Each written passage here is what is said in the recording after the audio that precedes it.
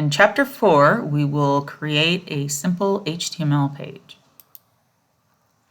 We will talk about how markup works, and in particular, we'll be talking about elements and attributes. We will talk about what the minimal HTML document structure should look like. We will talk about different text elements, how some are block and some are inline. And then we'll do a little bit of troubleshooting and how you can validate your HTML at the end. Without any markup, an HTML page just runs together. Line breaks are ignored. If you add multiple spaces, they're treated as just one space. And I'll go ahead and show you an example that I have on my computer.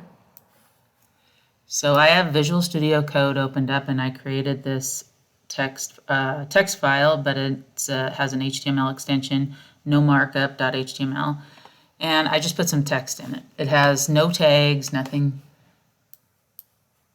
Now if I double click on that file and it opens up in my browser, it looks like this. You can see just the text runs together. There's no structure. Doesn't look too good. The browser ignored quite a few things. It ignores multiple character spaces. If you have multiple spaces in a row, it will treat it as just one space. It ignores line breaks, it ignores tabs, it ignores unrecognized markup. So if we're going to create a web page, we need to mark it up meaningfully and accurately with HTML tags. Browsers need markup to display the content correctly. They need to know which section is a paragraph. They need to know what content is a heading and so forth. Markup makes content elements available to scripts and style rules, and markup aids search engines. This figure shows the anatomy of an HTML element. And you can see right here,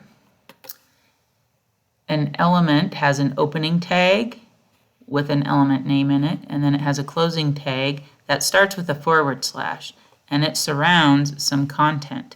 So an element is the tags along with the content. And then here would be an example down below. If I want something to be the main heading of my page, I would give it this H1 tag. Here's the opening tag, here's the closing tag, and I could put that around Black Goose Bistro, and then that would now be my main heading of my page. And I'll go ahead and do that right here. So if I went ahead and put H1, notice how Visual Studio Code automatically puts the closing tag in there. All right, it did it for me. If I save that, and then I come over here to my browser and I refresh it, then you can see that Black Goose Bistro is now a heading, and I have provided structure to it with the H1 tag here in my HTML file. Some elements are empty, they don't have any content. An example of one is BR for break. Another one is HR for a horizontal rule. So let's go ahead and put a few breaks in this just to see what the empty element looks like. I'll put a break. This doesn't make sense. I'm just marking this up to get the point across. And then I'll put a horizontal rule here, HR. So I'm going to save that, and then I'll refresh. And you can see now I have a bunch of breaks in my text document, HTML document, and you can see my horizontal rule. An element also can have an attribute. Attributes are instructions that clarify or modify an element. They appear in the opening tag after the element name. This example right here shows the A tag is if you have a hyperlink. And so this would be a hyperlink in my web page. And then the attribute tells where it's going to link to. So you provide the URL of where you would want, if I clicked on that in my web page, where I'd want it to link to. So that's one example of an attribute. Elements can also have more than one attribute. Here's an example of an image element where we have two attributes. One is source, and it's equal to whatever the name of the file is that contains the image. And the other one is alt. The value of alt is whatever text you would want to describe whatever the image is. So if someone had a screen reader, they would get the value of alt instead of the image. A few more things on attributes. Most attributes take values, which follow an equal sign. Some are single descriptive words. A value might be a number, a word, a string of text, URL, or measurement. Quotation marks aren't strictly required, but are recommended for consistency. Single or double quotation marks are okay. Attribute names and values are defined in the HTML specification. Some attributes are required. When you create a web page, you're going to have a lot of different elements, and a lot of times you'll have an element and another element within it. So in this case here, we have a div element. This div, it tells us that this is a section. We'll talk about divs more later. But within it, then we have an H1 element, and then we have a paragraph element. And then inside the paragraph, we have where we're emphasizing some text, so an emphasizing element. Anyway, you want to make sure closing tags don't overlap. So I want to have this closed before this closes, and so forth. Could get some unintended results if you did not pay attention to that. You can also leave notes in your HTML documents, and to do so, you'd create a comment. A comment starts with this angle bracket and so forth, and then ends with this. So anything in between here, any content in between there, will not be rendered on the screen in a browser. It's strictly in there so that you might want to make some notes on what you were doing at this point in the HTML document. So it's just there for you. Here is the minimal document structure every HTML page should have. And we'll talk about each one of these steps one at a time. The doc type declaration at the very top of your page lets the browser know that the document is written according to the HTML5 specification. We have specifications so that if a browser supports a specification and you write your HTML page according to that specification, you know that it's going to get displayed properly. So, for instance, Chrome supports HTML5. Firefox supports HTML5. If I write a web page using HTML5, that specification, it will display properly in both browsers. The HTML element is the root element that contains the elements of the entire document. So you always start with an HTML and end with an HTML, and that contains everything. The head element contains elements that pertain to the document that are not rendered as content. So one of the things would be the title. Another thing would be metadata, style sheets, scripts. Meta elements provide document metadata.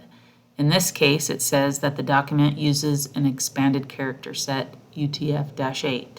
It could provide other things like author information, who wrote the web page, publishing status, and other things. The title element is required. Titles display in the browser tab and bookmark lists and are used by search engines. The body element contains the content of the document. The content is everything you want to show up in the browser window. With the document structure in place, there is a title in the browser tab, but the content is still unstructured. If we go back to the example that I was working through, I went ahead and added the minimal structure to this HTML document. And I went ahead and left, I have a few breaks and that horizontal rule in there still. But nothing is going to change in the web browser. So I can go ahead and save this. If I go ahead and, the only thing that's going to change is there'll be a title up here now. Instead of having the name of the file, you'll see it says Black Goose Bistro, so that was picking up the title right here. But otherwise, everything is still the same. I haven't added any additional structure to the content. So we want to add some meaning and structure to the content, and that is called semantic markup. It's not intended to describe how the content should look, it's presentation. The way elements relate to one another forms an outline-like structure called the document object model. The document object model is the foundation on which you apply styles and scripts. This will make more sense as we work through our example. So what we're trying to do with HTML is identify headings, paragraphs, and we have different levels of headings. It can be an H1 through an H6 heading, where H1 is the biggest or the most, that's what you really want the focus to be, that main title.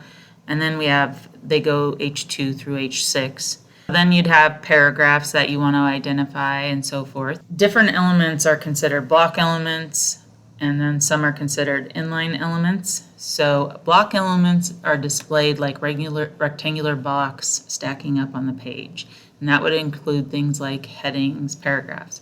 Inline elements would be within the text flow of a block element, and it would be something like emphasized text. And this is demonstrated here. They have these block elements. So this was an H1 element. This is I think an H2 element. This was a paragraph element. You can see they just have these highlighted. This is a block element. This is a block element. This is a block element. I can adjust things like how much space is around a block element. Block elements are one on top of each other. So if you have something in your text document, and the minute you have a block element, it's going to start on the next line, and then there would be a new line character after it.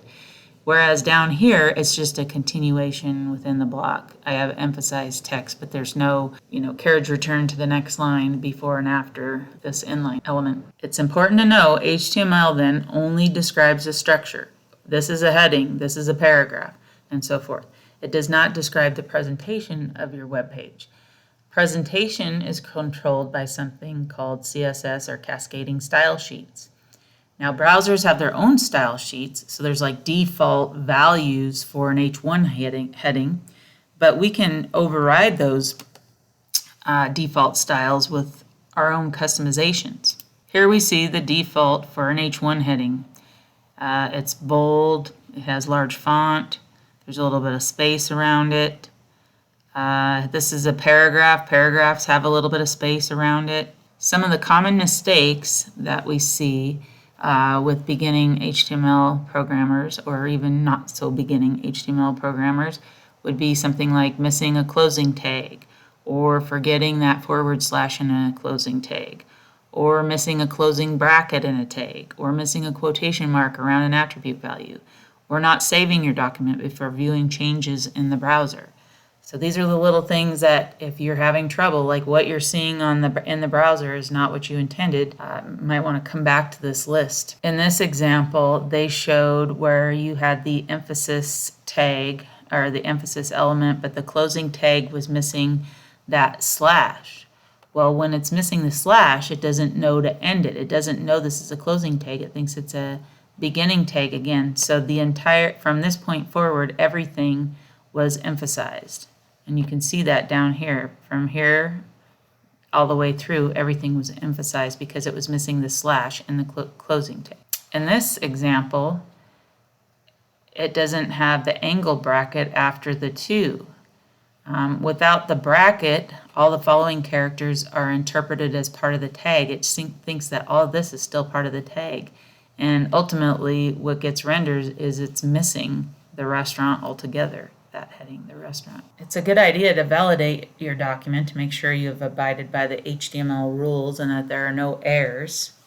And then this is just a list, like, did you include the doc type declaration? Have you indicated the character encoding? Have you included all the required attributes? Do you have any mismatched tags? Have you nested your elements correctly?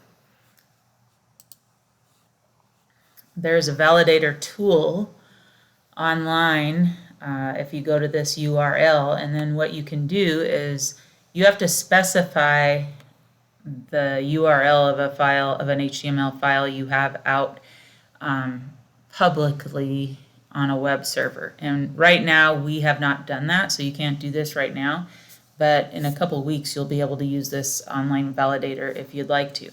And then what it does is you give it the HTML document you want it to look at. You provide the URL to that document, but like I said, it has to be out there publicly on a web server, and then it will give you a list of errors. Here's an example of the validator. So you would provide the URL right here. This was a file from a previous student in a class I had.